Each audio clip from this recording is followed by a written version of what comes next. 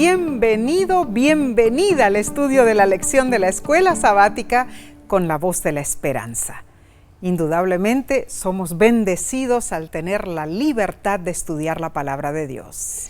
Y somos bendecidos con la compañía de nuestros hermanos y hermanas alrededor del mundo. Si te has unido por la televisión, por audio o por las redes sociales, te agradecemos por acompañarnos. Y recuerda dos cosas. Comparte esta lección con tus familiares, amigos y vecinos y ponle me gusta. Ponle tu comentario. ¿Por qué te gusta? Da tu comentario para que nosotros podamos compartirlo. Seguro que sí.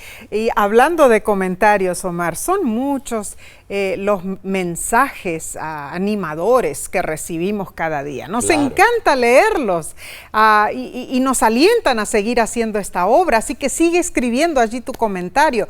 Ahora, claro, son muchos y tristemente no podemos mencionarlos todos. No, es imposible.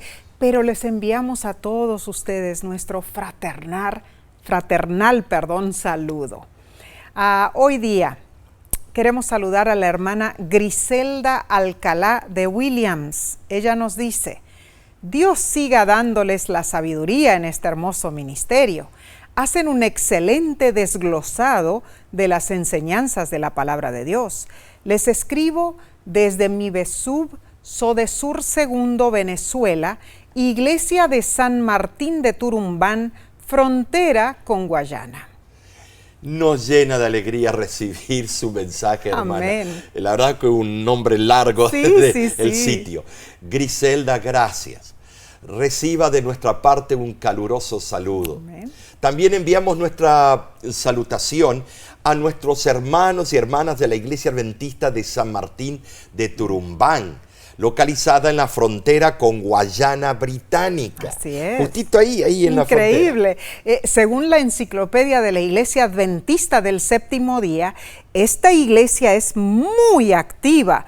Pertenece a la Misión Adventista Sur Bolívar de Venezuela, de la Unión del Este de Venezuela y lógicamente de la División Interamericana de la Iglesia Adventista.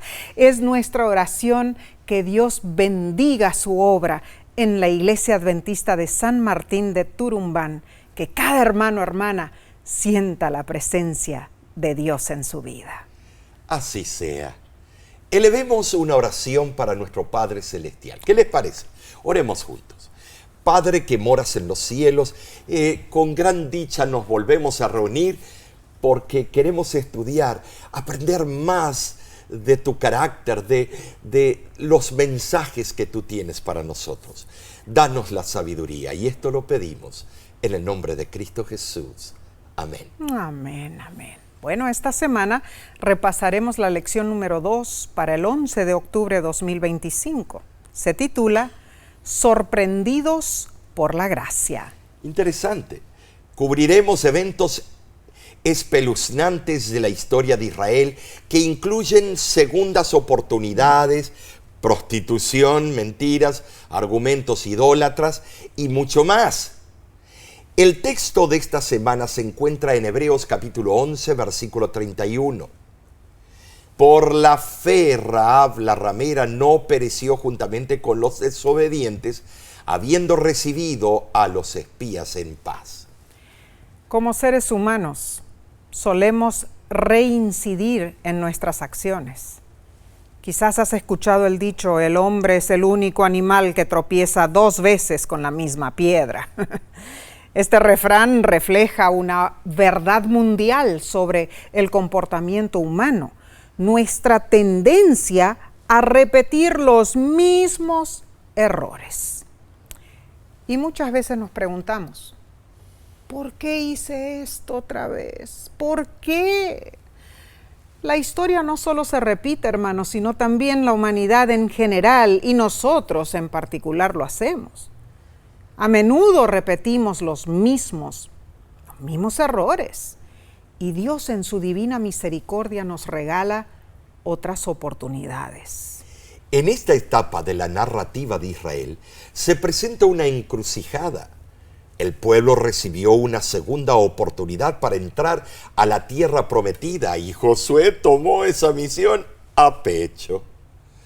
Como buen líder, el primer paso era comprender claramente a qué o a quién se enfrentarían.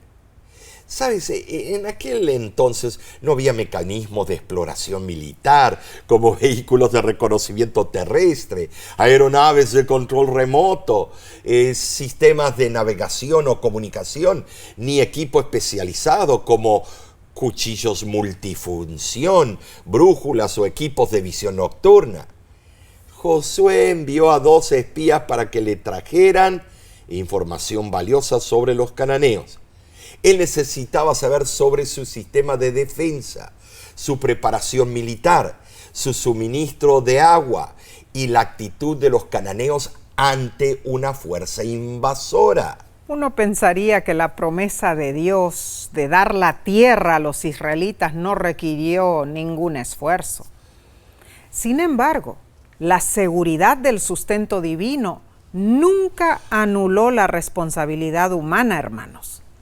La realidad era que Israel se encontraba en la frontera de Canaán por segunda vez. Las expectativas eran altas. Pero cuando Israel había estado en esa frontera la vez anterior, fue necesario afrontar la misma tarea. Pero el resultado había sido un fracaso rotundo. Para muchos lectores, el libro de Josué se asocia a menudo con guerra, destrucción y muerte. Bueno, es cierto, estos elementos están presentes en el libro, pero no presentan la historia completa. La destrucción de los cananeos se completó solo después de un largo periodo de gracia.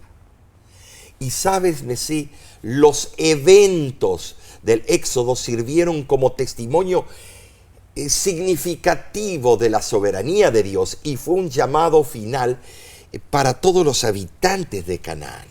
Hubo gracia, ellos sabían quién era Jehová de los ejércitos. Tremendo, en realidad. Por otro lado, esta semana entonces, hermanos, veremos cómo esa gracia de Dios se manifestó en la vida de los israelitas y también de los cananeos.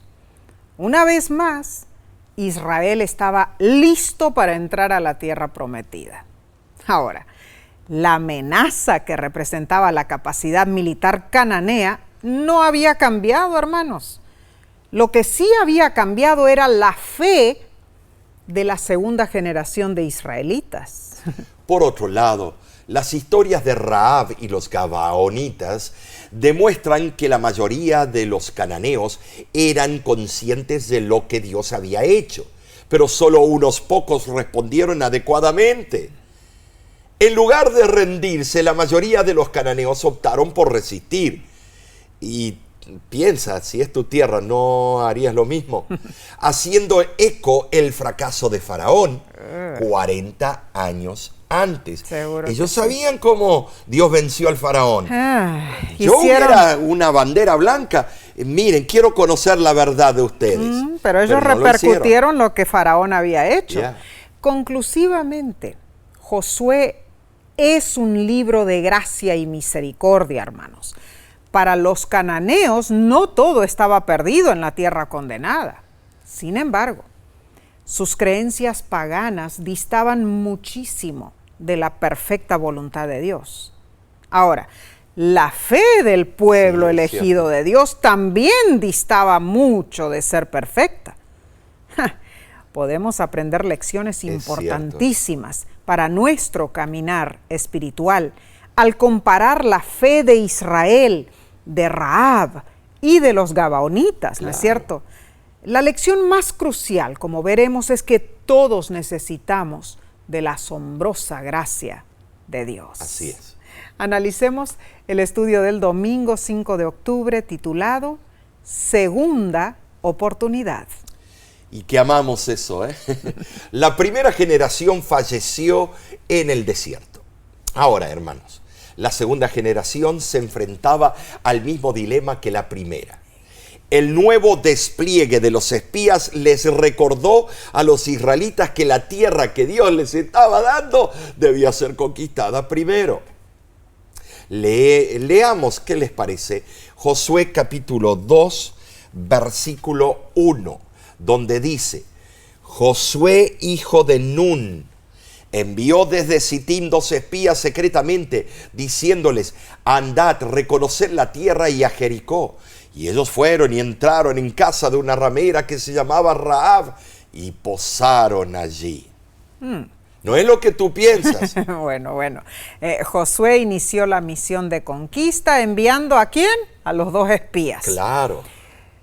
Pero no los envió porque desconfiaba de Dios, hermanos. Al contrario, la fe en las promesas divinas nunca reemplaza la diligencia y el esfuerzo de nuestra parte.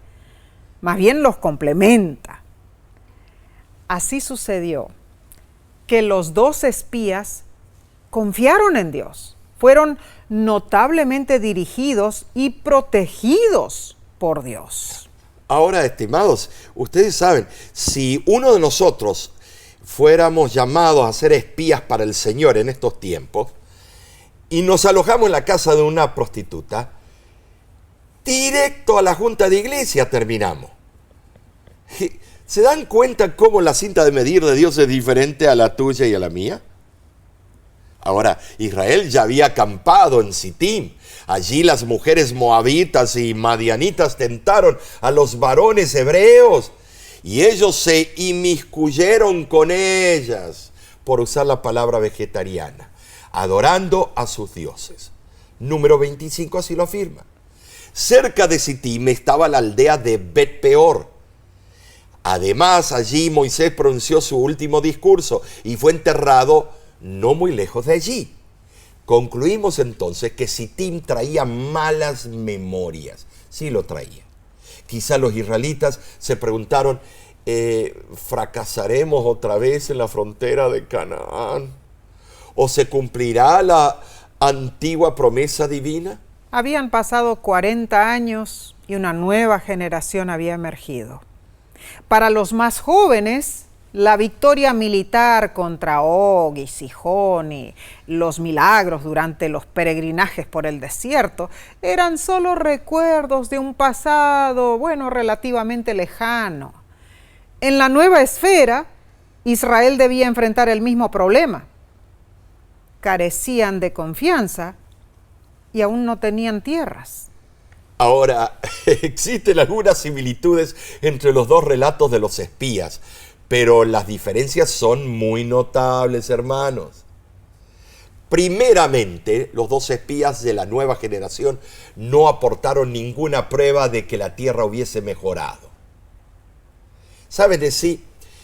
En segundo lugar, y esto es importante que lo entendamos, no se menciona una exploración exhaustiva de Canaán. Tercero, los 2 espías pasaron más tiempo escondidos que espiando y en la casa de una ramera. Finalmente, no hubo ningún informe público sobre la tierra en cuanto a sus características generales, ni sobre las dificultades para conquistarla, ni trajeron ramos de racimos de uvas de vuelta. La última vez, ¿no? Estaban así de asustados. Ocurrió que la misión ordenada por Josué fue clandestina, Claro. Fue altamente secreta. O sea, las instrucciones a los espías no fueron informadas al pueblo. ¿Pero por qué no? Que allí comenzó la CIA. No. En realidad fue porque Josué recordaba claramente la reacción adversa al informe de los espías que habían dado 38 años antes. Sí, ¿No es cierto? eso. Aquellos 2 espías habían sido enviados y presentaron su informe a todo el pueblo. ¿Y el pueblo qué hizo? Se atolondró y empezó a temer. Esta vez, 2 espías fueron enviados clandestinamente por Josué y solo a él le informaron del resultado de su misión. Un buen líder debe ejercer prudencia. Cierto. Y debe tener las cosas en un círculo cerrado. Aunque Josué confiaba en Dios, debía hacer todo lo posible para asegurar el éxito del ataque planeado. Dios se lo demandaba. Claro, seguro, quería ver sí. su liderazgo. Como general militar no debía entrar en tierra extraña y hostil sin antes explorarla. Ahora, Cuando los espías regresaron, le afirmaron a Josué que Dios había entregado toda la tierra en sus manos y que todos los moradores del país desmayaban delante de Israel. Wow. Josué 2:24, Wow. así lo afirma. ¿Qué les dio tanta confianza? Lo único que ellos tenían era la seguridad de una ramera. Ay, ay. En esencia, le repitieron a Josué lo que Rahab había dicho. Jehová os ha dado esta tierra. Josué 2:9, ¿no? Y las palabras de Rahab, a su vez, repercutieron las palabras de años antes de Josué y Caleb. En Números 14:8, Jehová nos entregará la tierra. Y la primera generación había desconfiado, pero la nueva generación percibió que Dios le estaba dando una segunda oportunidad. Así fue. Decidieron entonces confiar basándose en lo que oyeron de una ramera. Wow. La Tremendo. profa Phyllis Bird, o sea, profesora Phyllis Bird, en su libro La ramera como heroína, arte narrativo y presuposición social en textos del Antiguo Testamento, página 127, dice: la figura clave en su conocimiento de la tierra y sus habitantes fue la ramera Rahab. Ella fue salvadora y oráculo al mismo tiempo. Impresionante. La dinámica indica que 40 años en el desierto enseñaron a Israel la capacidad más poderosa que podían desarrollar, la confianza en Dios. Se aferraron de esa segunda oportunidad que Dios les dio, confiando que serían invencibles ante los enemigos más formidables. Ahora, la lección menciona un paralelismo entre la segunda oportunidad dada a Israel como nación y la que le fue dada a Pedro como persona en Juan 21. Notemos, la segunda oportunidad que Dios da se llama gracia. La gracia es recibir lo que no merecemos. La Biblia está repleta del concepto de la gracia divina. Así es. Dios, en su gracia, nos ofrece a todos la posibilidad de un nuevo comienzo, hermano. Y bueno, considerando las segundas oportunidades, Omar, la lección pregunta qué deberían enseñarnos acerca de cómo debemos extender la gracia a quienes la necesitan. ¿Qué dices? Bueno, dar gracias significa extender perdón, bendición, como Dios nos ha perdonado y como Dios nos ampara con su perdón. Y también es dar el perdón aunque la persona no se lo merezca en sí. Es más fácil decirlo que hacerlo, porque la verdad lo he tratado tantas veces y tú también. Solo si nos aferramos a Dios y recurrimos a su palabra como guía, nos asemejaremos más a Él. Este es el éxito. Seguro que sí. Nuestro ejemplo, hermanos, es Jesús. Nosotros lo herimos, lo defraudamos y solo merecemos la muerte y el castigo. Claro que sí. Pero Él nos ama, nos extiende su gracia. Claro. Él entregó su vida, murió en nuestro lugar para que nosotros tengamos vida eterna. Continuamos con la sección del lunes 6 de octubre. Se titula Valor en lugares inesperados. ¿Sabes, hermano, hermana? El hecho de que nos acompañes nos llena de alegría. Amén. Recuerda, no retengas este conocimiento. Si estás en las redes sociales, comparte este estudio con otros contactos e invítalos a suscribirse en el canal de YouTube de La Voz de la Esperanza y además pon tu comentario, Claro. Ponle un like, me gusta. Necesitamos leer tus comentarios. Cuéntanos de dónde eres, cuál es el testimonio que tienes, cómo te ayudan estas lecciones, ¿no es cierto? Bien, el enfoque central de la historia de Rahab es la mentira que ella utilizó para proteger a los espías. Pero entendamos, ella vivía en una sociedad extremadamente pecaminosa, hermanos. Algo que finalmente llevó a la decisión de Dios de juzgar a Jericó. Sin embargo, si Dios no hubiera proporcionado refugio a los espías en la casa de esa ramera, indudablemente habrían sido apresados y muertos. Así es. No se revela cómo Rahab aprendió del verdadero Dios. Ella no tuvo mucho tiempo como para obtener información de los espías. Los reconoció como israelitas y libre de prejuicios. No discutió, se entregó a la misericordia de Dios. Tal vez sus antepasados estuvieron con los primeros 12 espías y le pasaron la historia cuando ella era niña. No sabemos. Posiblemente ella no sabía lo que significaba la fe, pero la albergaba en su corazón. Amén, amén. Hebreos 11:31 así lo dice. Su fe fue expresada tanto en palabras como en hechos. Es cierto. Y el rey de Jericó envió un mensaje a Rahab diciendo: hay espías que entraron a tu casa, deben ser entregados.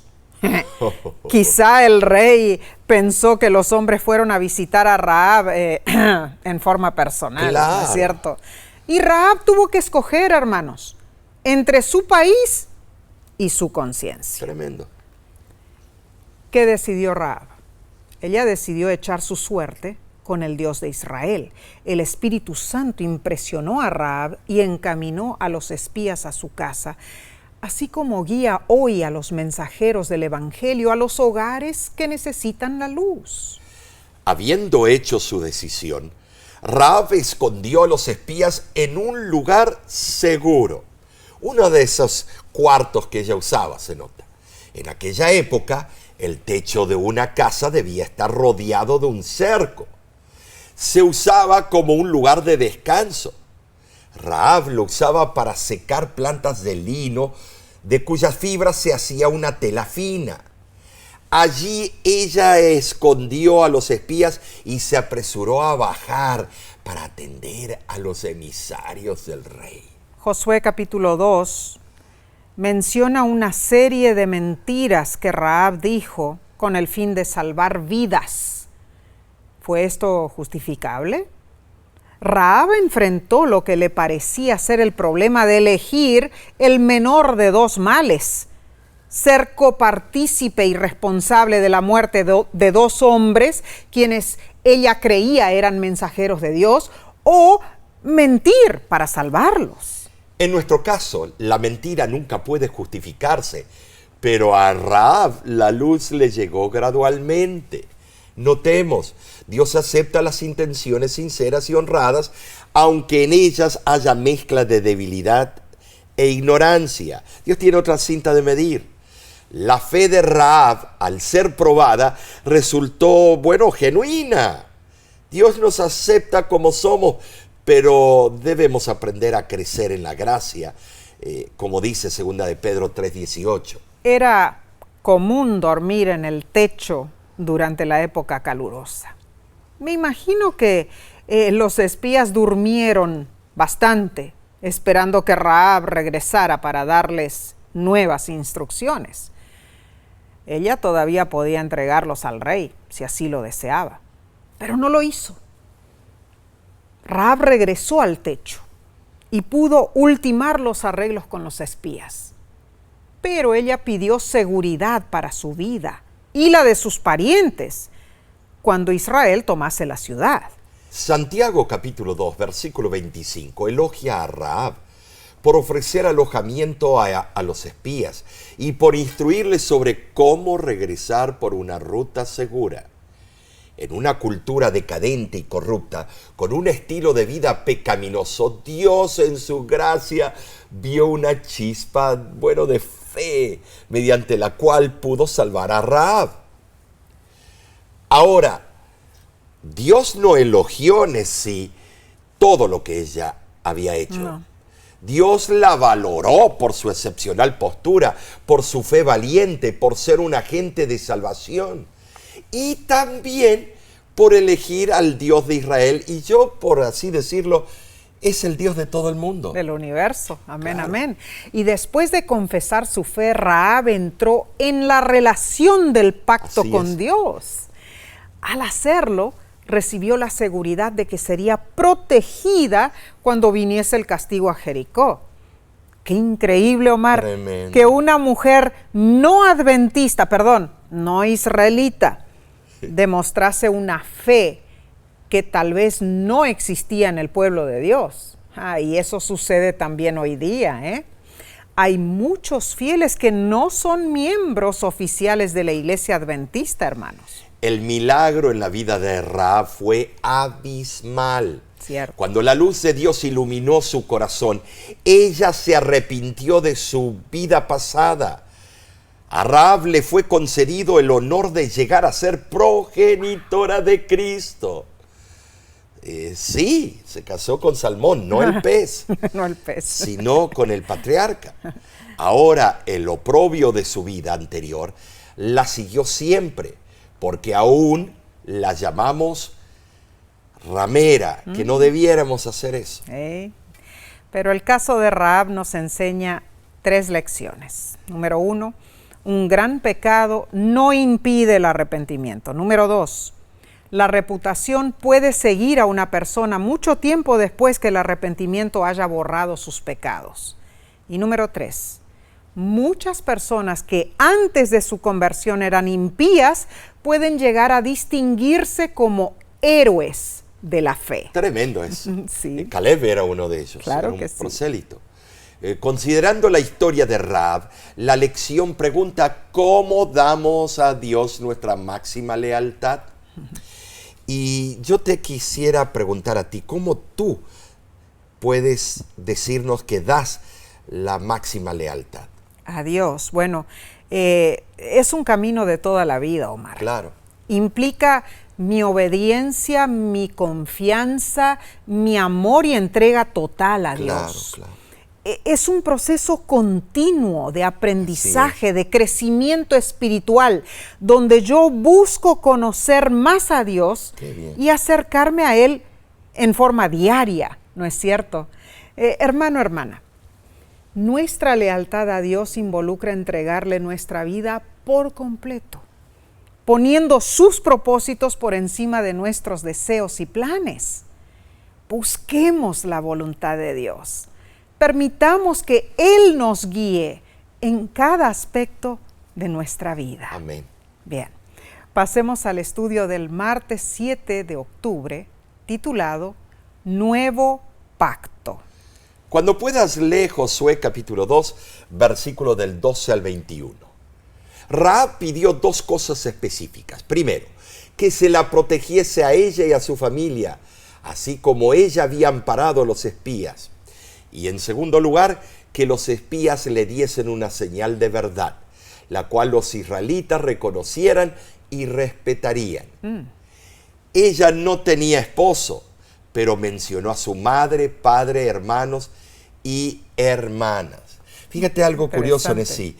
Si Dios perdonó a Rahab y fue una de las salvas, eso le demuestra a todos los que juzgan a Dios que Dios estaba dispuesto a hacer lo mismo con los habitantes de Jericó. Claro. No juzguemos a Dios por la destrucción. Con todos los cananeos. Con todos, pero con ellos todos. tomaron otra actitud. Entonces, después de haber hecho jurar a los espías que la protegerían a ella y a su familia, los espías designaron cuál sería la señal. Claro, en aquel tiempo no había celulares, ¿no? ni correos electrónicos para que se comunicaran. La señal consistió en un cordón escarlata colgado de la ventana.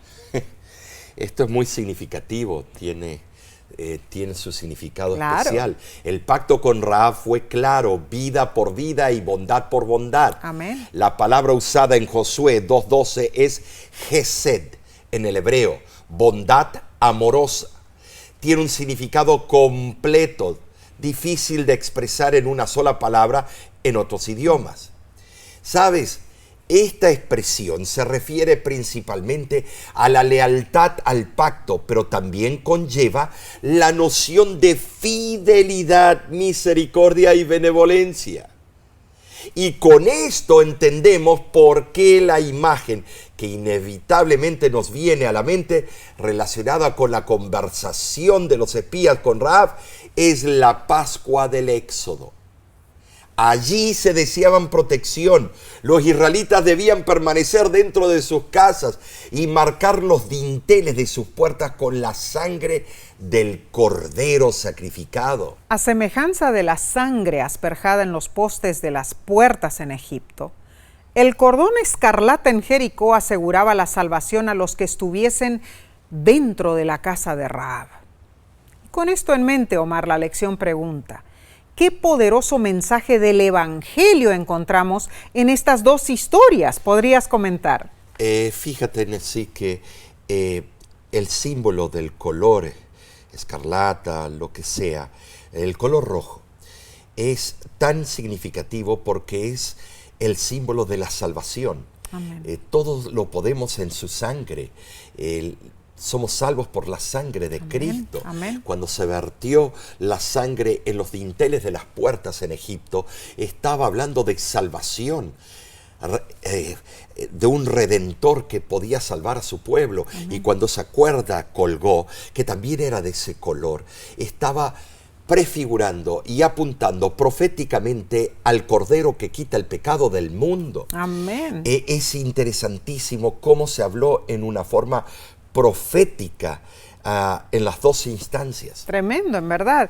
Claramente, hermanos, en la casa de la ramera, en el muro de Jericó, había muchísimo en juego. Los espías israelitas pusieron su propia vida en prenda por la vida de Rahab. Si ellos fracasaban, ella y su familia morirían. Claro. Así que procuraron cerciorarse de que ella mantendría en secreto el hecho de que Israel pronto tomaría la ciudad de Jericó. Notemos, hermanos, el descuido o la duplicidad por parte de ella los liberaría a los espías de su juramento. Al vivir en ese ancho muro de Jericó, Rahab hizo que los espías descendieran con una cuerda por la ventana de su casa. En los viajes de peregrinaje de la Voz de la Esperanza, hemos visitado las ruinas de lo que Jericó era en tiempos bíblicos. La antigua Jericó se hallaba junto al borde occidental de un valle que tiene unos 22 kilómetros de ancho. El único monte cercano está hacia el oeste. En esa dirección, a poco más de 1 kilómetro de Jericó, están los cerros que forman lo que se conoce como el desierto de Judea. La cumbre más cercana es tan alta que mucho antes del atardecer proyecta su sombra sobre la ciudad, y lo hemos visto. En esa zona montañosa hay muchas cuevas. Posiblemente los espías huyeron a esa región para resguardarse. Entonces, por la noche, regresaron a su campamento en Sittim. Ahora, el cordón de grana o de escarlata no era la misma cuerda que usaron los espías para descender por la ventana. El hebreo usa dos palabras diferentes. La palabra traducida como cuerda es hebel, mientras que la palabra traducida como cordón es tiguaj. En otros textos del Antiguo Testamento, tikuaj se traduce como esperanza. Salmo 62, 5 así lo hace. Proviene de una raíz que significa torcer, ligar, ser firme, y en forma figurada, estar confiado y esperar. Habría sido absurdo exigir a Rahab que mostrara en su ventana el mismo medio usado para ayudar a los espías a escapar. Eso habría comprobado lo que Rahab había buscado no manifestar. Bueno, Omar, la diferencia entre la cuerda y el cordón, entonces, creo que el cordón de grana, entonces, quizá era de lino claro, fino. Sí, y siendo un producto de artesanía, quizá no iba a traer sobre ella la indebida atención. Ahora debemos reflexionar un momento en cuanto a los parientes de Rahab. Si no deseaban perecer con el pueblo de Jericó, debían refugiarse en el lugar de asilo asignado, como lo habían hecho Noé y su familia en el arca. Cierto. Esos paralelismos. De igual manera, todos los que hoy deseamos evitar los castigos que Dios enviará sobre este mundo incrédulo, debemos hallarnos en compañía de otros que también hayan escogido el camino de la vida. Y debemos estar junto con nuestro cordón de grana, Claro que sí. que es la sangre del Cordero. Y eso es extremadamente importante, especialmente cuando sabemos que al estar unidos podemos testificar mejor del amor de Dios. Patriarcas y Profetas, página 273 dice: mientras avanzaban, las huestes de Israel comprobaron que algunos de entre los paganos iban aprendiendo que Él solo era el verdadero Dios. En la impía Jericó, ese fue el testimonio de una mujer pagana. El conocimiento de Jehová que le había llegado resultó en su salvación. Por la fe, Rahab la ramera no pereció juntamente con los incrédulos, Hebreos 11:31, y su conversión no fue un caso aislado de la misericordia de Dios hacia los idólatras que reconocían su autoridad divina. En medio de aquella tierra, un pueblo numeroso, el de los Gabaonitas, renunció a su paganismo y uniéndose con Israel, participó en las bendiciones del pacto. Increíble, bien, hermano, hermana. Cita. Mantengámonos unidos en la fe. Seamos testigos del amor de Dios. Nuestra redención está a las puertas. Seguimos con la parte del miércoles 8 de octubre titulada Valores enfrentados. Gracias por acompañarnos. Dinos, ¿ya has compartido este estudio? Hazlo para que tus amigos y familiares también reciban la bendición de estudiar la Biblia. Amén. Y además, recuerda de poner tu comentario, pon un like me gusta. Hazlo, queremos saber de dónde nos escribes, queremos saber tu opinión. Bueno, Nesí, cuando tú puedas, y también ustedes, lean Josué capítulo 9, versículos del 1 al 20. Identifica las similitudes y diferencias entre Rahab y los Gabaonitas. Las actitudes de Rahab y los Gabaonitas son notablemente diferentes a las de la primera generación del desierto, que no creyó a pesar de lo que vio. Muy cierto, aquella primera generación se desanimó, claro. ¿No es cierto? La expresión usada en Josué 2:11 significa descorazonarse o estar atemorizados. Y se refiere prolépticamente a los cananeos en el cántico de Moisés, a los israelitas cuando oyeron los primeros 10 espías, a los habitantes de Canaán y también a los israelitas desobedientes. Claro. ¿Cierto? En contraste, Rahab usó el verbo haram, que significa destruir por completo. Claro. Ella demostró que sí comprendía la naturaleza de la guerra, ¿no es cierto? Rahab y los Gabaonitas demostraron su fe usando medios poco convencionales.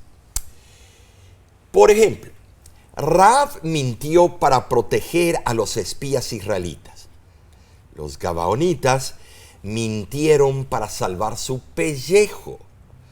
Pero lo que motivó sus acciones fue la certeza de que Dios cumpliría sus promesas con Israel. Según Josué, capítulo 9, versículo 45, los Gabaonitas actuaron con astucia. En el hebreo la palabra que se usa es armaj, similar al término usado para describir a la serpiente en Génesis capítulo 3. Contrastando con la mentira reaccionaria de Rahab, el plan de los Gabaonitas fue calculado y también muy orquestado. Posiblemente los Gabaonitas enviaron espías también, quienes les informaron que los israelitas no mostrarían misericordia para con los cananeos. No harían coalición con ellos, ni tendrían piedad en la batalla. Cuando decidieron no resistir, los Gabaonitas mostraron cierto grado de fe en el poder divino. Se dispusieron a concertar una alianza prometiendo renunciar a la idolatría y aceptar el culto a Jehová. Los gabaonitas lograron la posición de intocables. Consiguieron la protección que buscaban mientras una coalición de reyes cananeos avanzaba contra Gabaón. En Josué capítulo 10 lo vemos.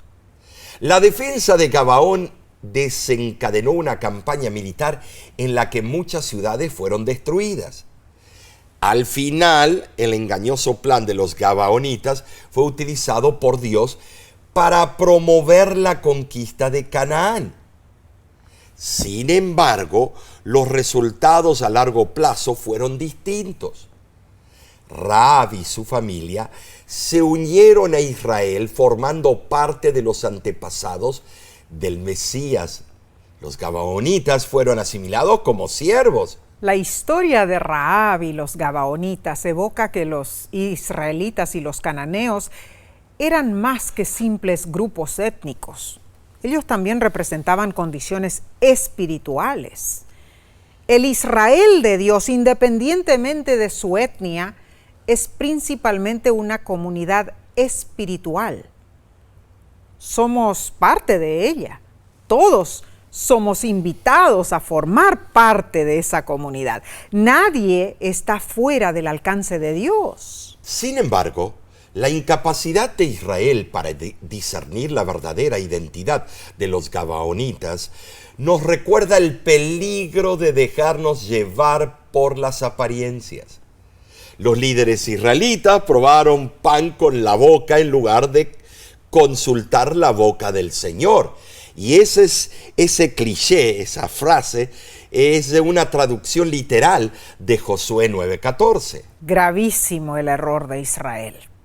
Su incapacidad para consultar a Dios socavó su llamado a compartir la voluntad divina al mundo. ¿Sabes? La ley de Moisés preveía que se buscara la voluntad de Dios en casos como este. Josué debió haber consultado la voluntad divina y hubiera evitado el engaño de los gabaonitas.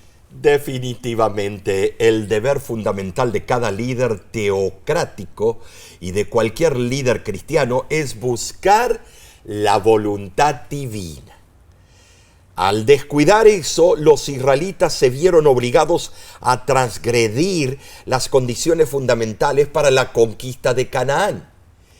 Quebrantaron un juramento hecho en nombre del Señor. En verdad, estar en una situación como esa es algo muy serio y peligroso. Hablamos de los israelitas que fallaron, pero nosotros también fallamos en ese sentido. Y Omar, la lección pregunta, cuando luchas entre lo que parecen ser dos valores conflictivos, incluso valores bíblicos, ¿cómo debes actuar? ¿Qué comentas tú en cuanto a esto? Bueno, debemos tener a Cristo como nuestro mediador, poner nuestros ojos en Él. Es la única manera. A veces hay luchas en la organización adventista, en las juntas de diferentes niveles como la división, unión, asociación, inclusive las iglesias locales, claro, inclusive la voz de la esperanza, diferencias de opiniones. Hay un principio que me gusta que aprendamos, es que debemos estar de acuerdo a no estar de acuerdo. O sea, un respeto a la individualidad del otro y tratar de sacar lo mejor de lo que dijo y, bueno, excluir lo que no, de verdad, no conviene al diálogo, pero no ser bélicos, malos, pensando que mi punto es el único. Debemos tener a Cristo y preguntarnos de qué manera Cristo actuaría en mis zapatos. ¡Wow! Tremendo en realidad. Entonces vemos que Dios dispuso que los israelitas averiguasen su voluntad divina. ¿Con cómo? Con el sacerdote del tabernáculo y mediante el Urim y Tumim. Claro. Josué pudo haber sido divinamente guiado, hermanos, en su importante decisión. Claro. Claro, en sí No sabemos cuál habría sido la respuesta de Dios en este caso. Quizá los gabaonitas no habrían muerto porque la misericordia de Dios se extiende a todos los que buscamos su salvación. El Informe Mundial de Derechos Humanos del 2024 reportó que cada día en promedio una persona puede tomar 1.500 a 2.000 decisiones. Wow. Decisiones sencillas como a qué hora me voy a levantar, lavarme los dientes, escoger mis zapatos, ver qué ruta usaré en mi transporte, decidir qué voy a preparar de desayuno, el almuerzo o cena, etc. Hasta decisiones trascendentales como saber qué carrera estudiaré, con quién me voy a casar, dónde voy a vivir, cuántos hijos voy a tener, cómo me voy a ganar la vida, etcétera. Bueno, y esas son estadísticas materiales, ¿no es cierto? Claro. Porque también decidimos diariamente en cuanto a nuestra salvación y vida eterna, Constantemente. Hermanos. Exclamemos con David en Salmo 24 del 4 al 5, muéstrame, oh Jehová, tus caminos, encamíname en tu verdad y enséñame. Es importantísimo buscar a Dios para que Él nos guíe en nuestro caminar. Debemos estar en comunión con Él cada día, mis hermanos.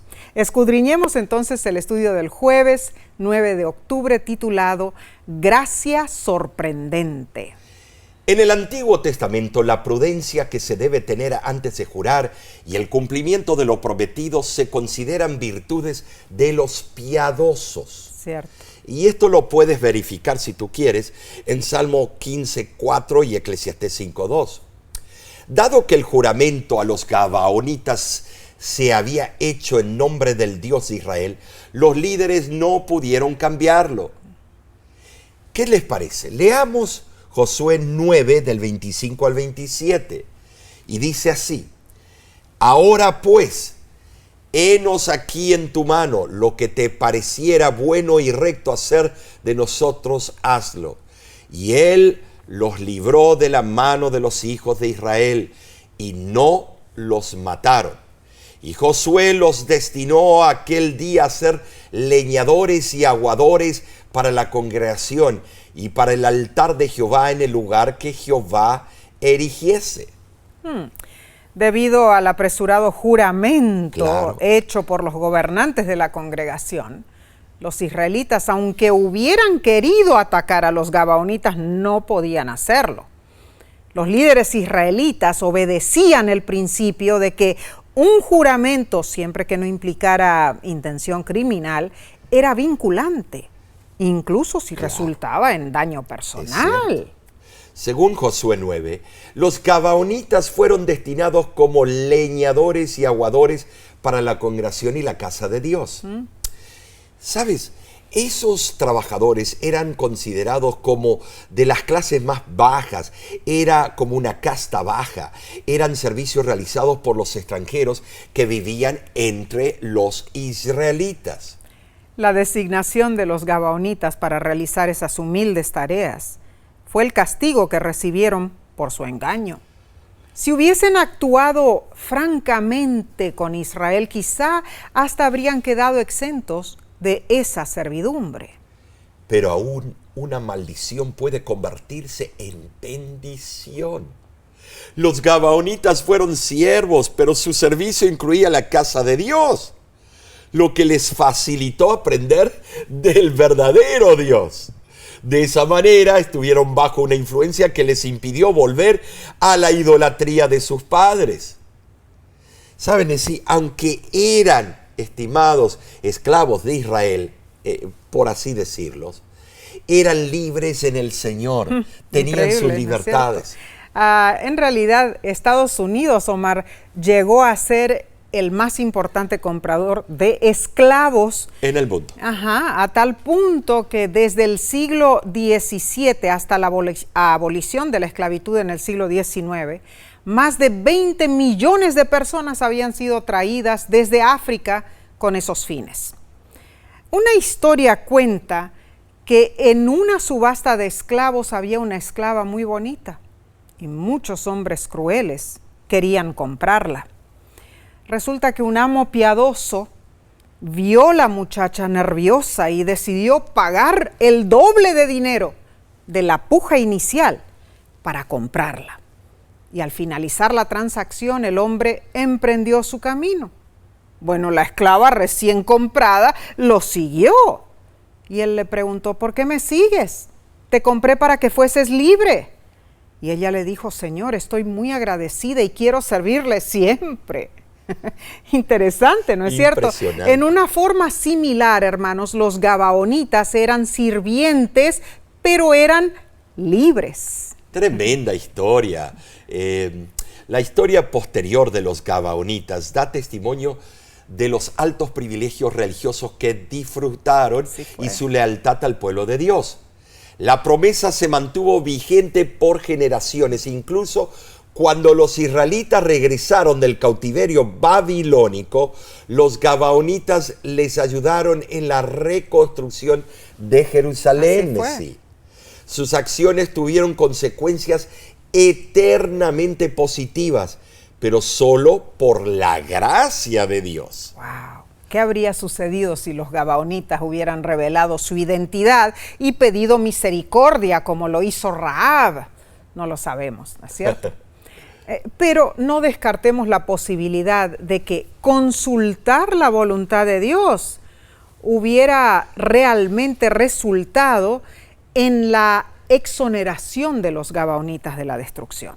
Definitivamente el propósito de Dios no es castigar a los pecadores, sino verlos arrepentirse y concederles su misericordia. El refugio de los gabaonitas fue una apelación a la misericordia de Dios. En contraste, la negación de los cananeos a arrepentirse y su desafío a los propósitos divinos los condujo a su aniquilación.